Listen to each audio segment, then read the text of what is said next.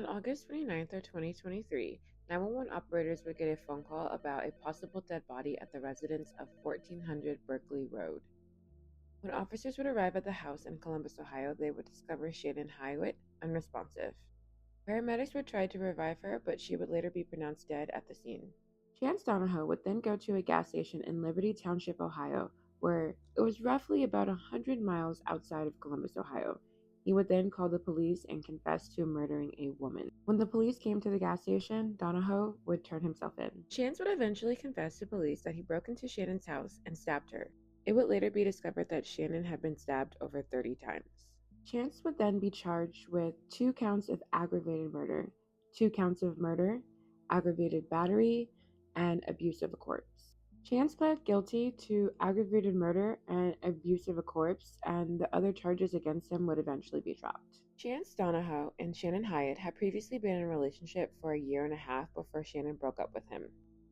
Shannon was fearful of her ex Chance, and she would take extreme measures in an attempt to protect herself from him. Lana, Shannon's sister, would state that Shannon, after the breakup with Chance, would delete him from social media, would block his number, would change the locks on her house, and on top of that, she would add security cameras, and she even went to the point of having somebody else return Chance's things after they broke up so that way she just wouldn't have to see him. Lana stated that Chance had stolen money and prescriptions from Shannon, which is really what prompted Shannon to ask Chance to move out of her house. Shannon actually asked Chance to move out of her house a week before she was brutally stabbed. Shannon would go on social media after ending things with Chance and write, "I stopped being the catalyst of change in my relationship, and the truth was revealed. I am much happier than I was a couple weeks ago."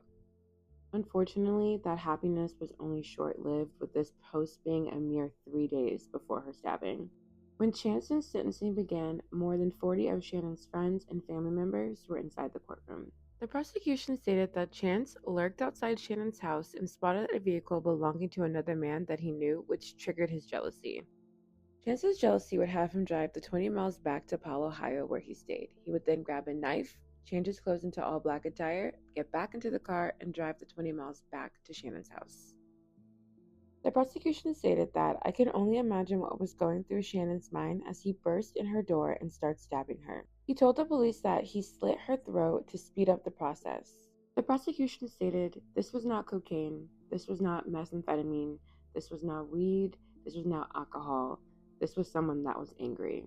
The prosecution stated that he was upset about the posts that were being made about him on social media and that he was upset about their breakup. Chance would also abuse Shannon's body after killing her.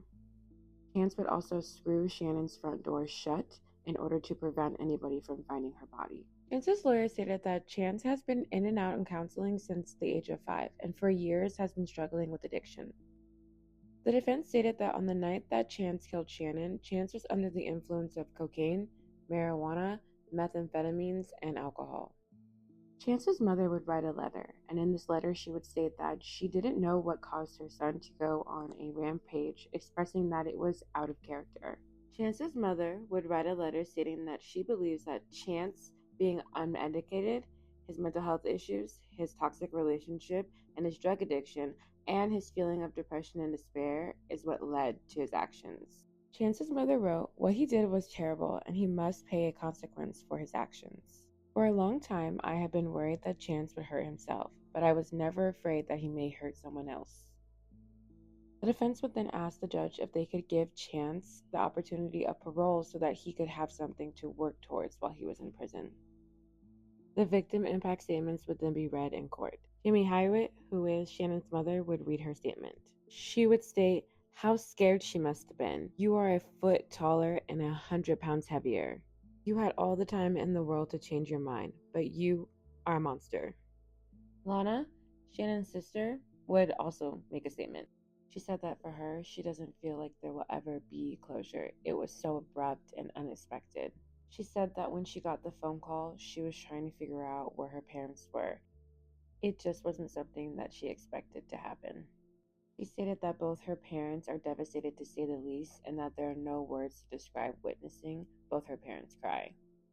Judge Brown would tell Chance before sentencing that Chance's actions were unfathomable and that the crime he committed was a heinous one, stating that what he did to Shannon was unspeakable.